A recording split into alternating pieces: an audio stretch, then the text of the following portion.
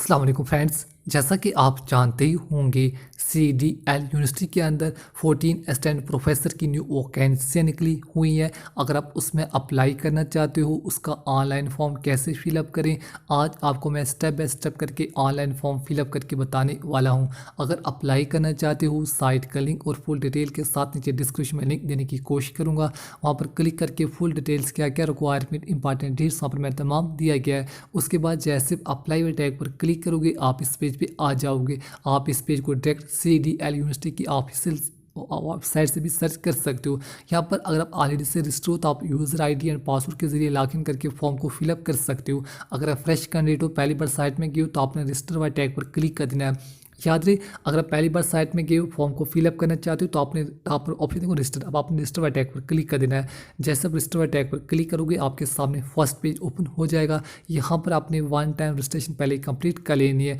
सबसे पहले अब आप किस एडवर्टाइजमेंट नंबर के लिए अप्लाई करना चाहते हो, आपने यहाँ पर सेलेक्ट कर लेना है। अभी फिलहाल जो एक ही डिपार्टमेंट में वैकेंसी निकली हुई है, आपने वही एडवर्टाइजमेंट नंबर यहाँ पर चूज़ कर लेना है। एडवर्टाइजमेंट नंबर चूज़ करने के बाद जो अलग अलग डिपार्टमेंट में वैकेंसी निकली हुई है, अब आपने यहाँ पर जिस पोस्ट के लिए अप्लाई करना चाहते हो उस पोस्ट को आपने मेंशन कर देना है, पहले एडवर्टाइजमेंट नंबर। इसके अलावा जिस भी पोस्ट के लिए अप्लाई करना चाहते हो, आप अपने एजुकेशन क्वालिफिकेशन के मुताबिक ही अपने पोस्ट को मेंशन कर देना है।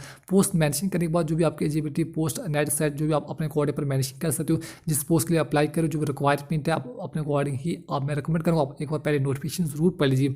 इसके अलावा आपके केस में नेट सेट जो भी अदर क्वालिफिकेशन है, PID, तो आप अपने अकॉर्डिंग पर मेंशन कीजिए। इसके अलावा यहाँ पर डिपार्टमेंट अप्लाई फॉर, किस डिपार्टमेंट के लिए आप अप्लाई करना चाहते हो अपने पर चूज़ कर लेना है। याद रहे, पहले आपने एडवर्टाइजमेंट नंबर आपने चूज़ कर लेना है। एक ही एडवर्टाइजमेंट नंबर आपने सेलेक्ट करने के बाद किस पोस्ट के लिए आप अप्लाई करना चाहते हो, पोस्ट मेंशन करने के बाद नेट सेट। इसके अलावा जो भी आपका सब्जेक्ट है, आपने और सब्जेक्ट के मुताबिक अपने सब्जेक्ट को चूज़ कर लेना है।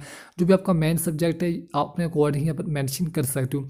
इसके अलावा यहाँ पर अप्लाइड एज पर आपने, चलिए फिर मैं कॉलम को ब्लैंक छोड़ देता हूँ। इसके अलावा नीचे जिस भी कैंडिडेट का खुद का फॉर्म फिलअप करे, उस कैंडिडेट का अपने नाम मेंशन कर देना है। याद रही, नाम आपने वही मेंशन करना है जो आपकी 10th क्लास की मार्कशीट पर मेंशन होगा।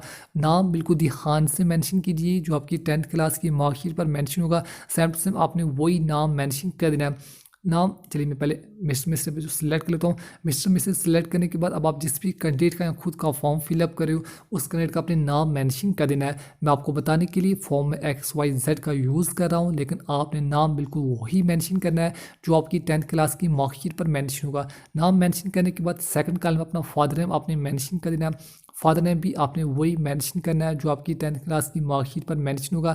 थर्ड कॉलम में अपना मदर नेम आपने मेंशन कर देना है। नाम, फादर नेम, मदर नेम बिल्कुल ध्यान से मेंशन करने के बाद नेक्स्ट कॉलम अपनी डेट ऑफ बर्थ को आपने मेंशन कर देना है। Date, month and year of birth बिल्कुल ध्यान से मेंशन कीजिए जो आपकी 10th क्लास की मार्कशीट पर मेंशन होगी। सेम टू सेम आपने वही मेंशन करने के बाद जिस भी कैंडिडेट का खुद का फॉर्म फिलअप करे, उस कैंडिडेट की अपनी ईमेल आईडी को मेंशन कर देना है। ईमेल आईडी आप ठीक से मेंशन कीजिए, इसी पर आपको तमाम इन्फॉर्मेशन बाद में दी जाएगी। इसके अलावा मेल या फीमेल कैंडिडेट जो भी फॉर्म को फिलअप कर रहा या रही, अपने अकॉर्डिंग पर मेंशन कर सकते हो। नाम, पेरेंटल डेट ऑफ बर्थ आप एक बार जरूर चेकआउट कीजिए। अगर कोई भी मिस्टेक है तभी भी आप इंस्टा पे एडिट वगैरह कीजिए। अगर इनमें से कोई भी मिस्टेक हो तो आपका फॉर्म रिजेक्ट भी हो सकता है। इसके अलावा किस स्टेट वगैरह से जो आप अप्लाई करो, अपने अकॉर्डिंग पर मेंशन कीजिए। स्टेट विच अप्लाइंग, आप किस स्टेट से बिलोंग करते हो, आप अपना स्टेट यहाँ पर चूज़ कर लेना है। नेक्स्ट कलम अपनी कैटेगरी को आपने मेंशन कर देना है। चलिए मैं पहले स्टेट को यहाँ पर रैंडम में कोई भी स्टेट यहाँ पर चूज़ कर रहा हूँ। अपने अकॉर्डिंग जिस भी स्टेट वगैरह से आप बिलोंग करते हो, आपने अपना ही स्टेट यहाँ पर चूज़ कर लेना है। स्टेट मेंशन करने के बाद नीचे यहाँ पर कैटेगरी आपने चूज़ कर लेनी है। जो भी कैटेगरी है, अलग अलग कैटेगरी आपको दी गई, आपने कैटेगरी को ज़रूर मेंशन कर देना है। कैटेगरी मेंशन करने के बाद जितनी भी अमाउंट वगैरह आपसे काटी जाएगी वो अमाउंट आपको शो हो जाएगी। इसके अलावा जिस भी कैंडिडेट का फॉर्म फिलअप करे, उसका अपने 10 डिजिट मोबाइल नंबर मेंशन कर देना है। मैं रेकमेंड करूँगा मोबाइल नंबर, ईमेल आईडी आप ठीक से मेंशन कीजिए, इसी पर आपको तमाम इन्फॉर्मेशन बाद में दी जाएगी। नीचे आपने अपनी मर्जी से कोई भी पासवर्ड क्रिएट कर लेना है। पासवर्ड मेंशन करने के बाद दोबारा से कन्फर्म पासवर्ड में उसी पासवर्ड को आपने दोबारा से रिपीट कर लेना है। ध्यान रहे, अब आप इसी पासवर्ड के जरिए बाद में कभी भी लॉगिन कर सकते हो। मैं रेकमेंड करूंगा आपने इस पासवर्ड को जरूर नोट डाउन कर लेना है। उसके बाद नीचे रजिस्टर नो बाय टैग पर क्लिक कर देना है। जैसे आप रजिस्टर नो बाय टैग पर क्लिक करोगे, आपकी वन टाइम रजिस्ट्रेशन यहाँ पर कंप्लीट हो जाएगी। आपको यूज़र नेम एंड पासवर्ड दिया जाएगा, आपने यूज़र नेम एंड पासवर्ड को नोट डाउन कर लेना है। पासवर्ड आपको वही रहेगा जो आपने पहले रखा था। User name password note down करने के बाद नीचे आपने क्लिक किए हुए टैग पर क्लिक कर देना। याद रहे अब आप इसी यूज़र नेम इसी पासवर्ड के ज़रिए बाद में कभी भी लॉगिन कर सकते हो। जैसे आप क्लिक हियर वाले टैग पर क्लिक करोगे, अब आपने लॉगिन करके बाकी फॉर्म फिलअप करना पड़ेगा। लॉगिन करने के लिए आपसे यूज़र आईडी एंड पासवर्ड मांग रहा है। जो यूज़र आईडी एंड जो पासवर्ड आपने क्रिएट किया था वही पासवर्ड फिलअप करने के बाद नीचे आपने सबमिट वाले टैग पर क्लिक कर देना है। जैसा आप user ID and password fill up करने के बाद सबमिट वाले टैग पर क्लिक करोगे, अब आप इस डैशबोर्ड में लॉगिन हो जाओगे। यहाँ पर कुछ डिटेल्स जो आपने पहले मेंशन की होंगी, तमाम की तमाम डिटेल्स आपको पढ़ने को मिल जाएंगी। अगर आप चेकआउट करना चाहो तो कर सकते हो। उसके बाद आपने नीचे आ जाना है। अब आप इन स्टेप में एडिट वगैरह नहीं कर पाओगे। बाकी फॉर्म फिलअप करने के लिए आपने पर थोड़ा सा पर नीचे आ जाना है। नीचे आने के बाद आपने स्टेप बाय स्टेप करके बाकी पूरे फॉर्म को कंप्लीट करना है। सबसे फर्स्ट कॉल में जो भी मैरिड या अनमैरिड जो भी फॉर्म को फिलअप कर रखा है यही अपने मेंशन कीजिए। मैरिड अनमैरिड टिक करने के बाद यहाँ पर चलिए डिस्ट्रिक्ट किस डिस्ट्रिक्ट से आप अप्लाई कर, अपना डिस्ट्रिक्ट अपने चूज़ कर लेना है। नीचे आपने 1 बाय 1 करके फुल लोकल एड्रेस मेंशन कर देना है। अब आप जिस भी कैंडिडेट का खुद का फॉर्म फिलअप करिए उसका अपना तमाम एड्रेस मेंशन कर देना है। याद रहे एड्रेस आपने वही मेंशन करना है जो आपके पीआरसी डोमिसाइल वगैरह पर मेंशन होगा। नेशनल इंडिया नहीं आएगा, इंडिया से तमाम के तमाम अप्लाई करेंगे। स्टेट जो डेट ऑफ बर्थ हमने पहले मेंशन की थी वही रहेगी। इसके अलावा आपने तमाम लोकल एड्रेस मेंशन कर देना है, पहले डिस्ट्रिक्ट का नाम फिर लोकल एड्रेस आप बिल्कुल ध्यान से मेंशन कीजिए। नीचे आपसे कोई डॉक्यूमेंट अपलोड करने के लिए बोला जा रहा है तो आपने 1 बाय 1 करके इन तमाम डॉक्यूमेंट वगैरह को अपलोड कर लेना है। चूज़ फाइल, इसके अलावा जो भी other passport size photograph, signature, Aadhaar card आपने अपलोड कर लेना है। नीचे आपने चूज़ फाइल पर क्लिक करके अपना फोटो अपलोड कर लेना है। उसके बाद अपना सिग्नेचर अपलोड करने के बाद आपका आधार कार्ड चूज़ फाइल पर क्लिक करके अपना आधार कार्ड को भी अपलोड करना पड़ेगा।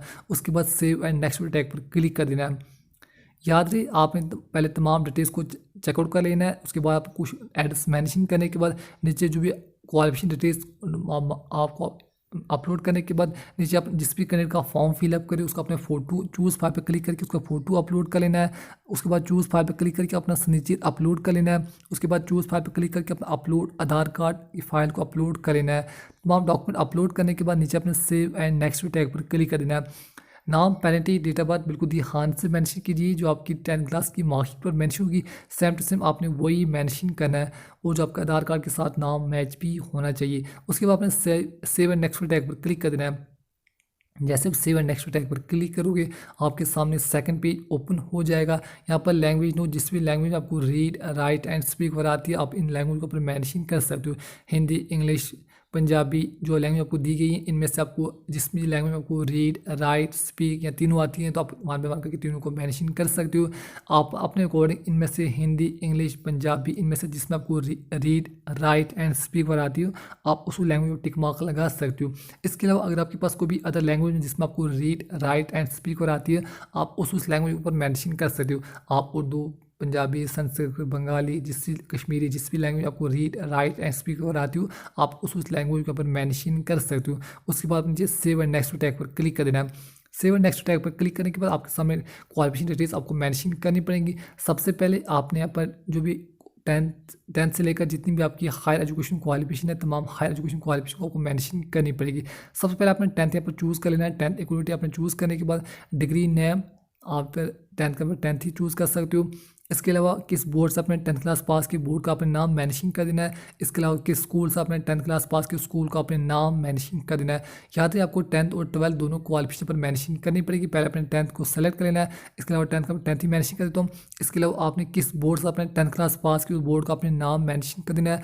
बोर्ड का नाम मेंशन करने के बाद आपने किस स्कूल से अपने 10th क्लास पास की स्कूल का अपने नाम मेंशन करने के बाद आपका 10th क्लास का रोल नंबर आपने मेंशन कर देना है। 10th क्लास का रोल नंबर आपकी 10th क्लास की मार्कशीट पर मेंशन होगा। सेम टू सेम आपने वही मेंशन करने के बाद 10th क्लास की ईयर ऑफ पासिंग आपकी 10th क्लास की मार्कशीट पर मेंशन होगी। सेम टू सेम आपने वही मेंशन करने के बाद नीचे चूज़ फाइल पर क्लिक करके अपने 10th क्लास के सर्टिफिकेट को अपलोड करना पड़ेगा।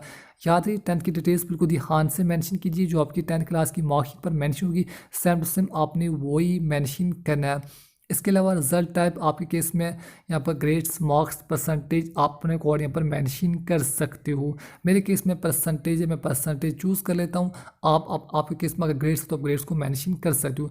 इसके अलावा आपके total number of marks 10th class में कितने थे, आपने कितने मार्क्स ऑब्टेन किए, परसेंटेज खुद ब खुद आ जाएगी। उसके बाद आपने सेव टैग पर क्लिक कर देना है।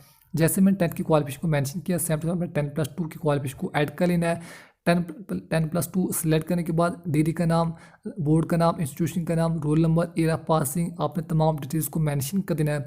याद रही पहले आपने 10th उसके बाद 12th की क्वालिफिकेशन को आपने मेंशन कर देना है।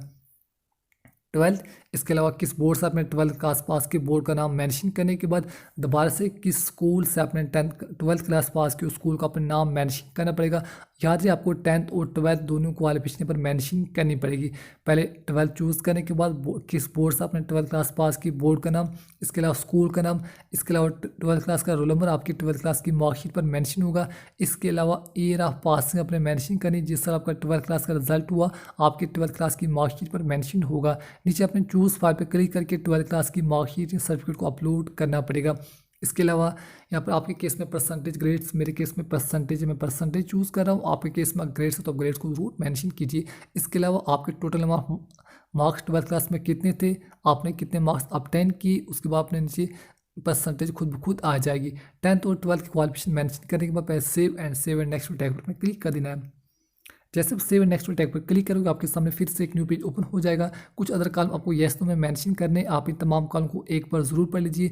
आपके केस में कहीं भी येस वगैरह तो आप येस वगैरह मेंशन कर सकते हो। अलबत्ता मैक्सिमम कैंडिडेट का पर नो ही आ रहा है, मेरे केस पर नो आ रहा है। आप एक बार इन तमाम कॉलम को जरूर पढ़ने के बाद सेव एंड नेक्स्ट टैग पर क्लिक कीजिए। जैसे आप सेव एंड नेक्स्ट टैग पर क्लिक करोगे आपके सामने फिर से एक न्यू पेज ओपन हो जाएगा।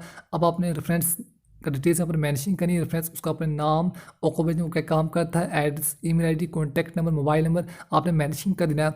याद है रेफरेंस में आप ब्रदर, मदर, फादर के अलावा किसी भी अदर पर्सन की डिटेल्स यहाँ पर मेंशन कर सकते हो। उसका अपने नाम, वो क्या काम करता है, एड्रेस, इसके अलावा ईमेल आईडी, कॉन्टैक्ट नंबर, आप उसकी तमाम डिटेल्स को बिल्कुल ध्यान से मेंशन करने के बाद ये सेव एंड नेक्स्ट टैग पर क्लिक कीजिए। इसके अलावा कोई भी वर्क एक्सपीरियंस आपके पास अवेलेबल है तो आपने कहाँ से लेकर कहाँ तक पे स्केल, ऑर्गेनाइजेशन का नाम, तमाम की तमाम डिटेल्स आपको मेंशन करनी पड़ेगी। तमाम डिटेल्स मेंशन करने के बाद आप नीचे सेव एंड नेक्स्ट टैग पर क्लिक कर देना। अगर आपके केस में एक से ज़्यादा एक्सपीरियंस तो आप सेव टैग पर क्लिक करके दोबारा ऐड कर सकते हो। जैसे आप सेव नेक्स्ट टैग पर क्लिक करोगे आपके सामने फिर से एक लास्ट पेज ओपन हो जाएगा। टर्म एंड कंडीशन आपको दी गई, आप एग्री फॉर सबमिशन, आप टर्म एंड कंडीशन में कुछ भी मेंशन करना चाहो कर सकते हो। उसके बाद मुझे टर्म एंड कंडीशन को आपको एक्सेप्ट करनी पड़ेगी। उसके बाद सेव एंड नेक्स्ट टैग पर क्लिक कर देना। टर्म एंड कंडीशन एक्सेप्ट करने के बाद जैसे आप सेव एंड नेक्स्ट टैग पर क्लिक करोगे आपके सामने एक न्यू पेज ओपन हो जाएगा। यहाँ पर आपका फॉर्म लगभग कंप्लीट हो चुका है। जितनी भी अमाउंट आपसे काटी जाएगी वो अमाउंट आपको शो हो जाएगा। दोबारा आई एग्री टैग पर क्लिक करके पे नो टैग पर क्लिक कर देना। यहाँ से हमारा वन टाइम जो फॉर्म था लगभग कंप्लीट हो चुका है। अब आपको उसकी पेमेंट वगैरह करनी पड़ेगी। पेमेंट करने के लिए अब आपने नीचे पे नो टैग पर क्लिक कर देना है। जैसे आप पे नो टैग पर क्लिक करोगे ये पेज आपको डायरेक्ट यानी मेन पेज पेमेंट पे आपको ले जाएगा। यहाँ पर आप net banking, credit card, debit card, ATM card के जरिए अपनी पेमेंट वगैरह कर सकते हो। पेमेंट करने के बाद बस आपने एक बात का ध्यान रखना है, इसकी हार्ड कॉपी या तो प्रिंट या फिर स्क्रीनशॉट या फिर डाउनलोड करके अपने फ़ोन वगैरह में रख लेना है। तो बस इस तरह से आसानी से जो असिस्टेंट प्रोफेसर की न्यू वैकेंसी निकली हुई है आप उसके लिए अप्लाई कर सकते हो। आज के लिए इतना ही, मिलते हैं इंशाल्लाह अगली वीडियो में एक नई वीडियो के साथ। अपना बहुत सारा ख्याल रखिए। अल्लाह हाफ़िज़।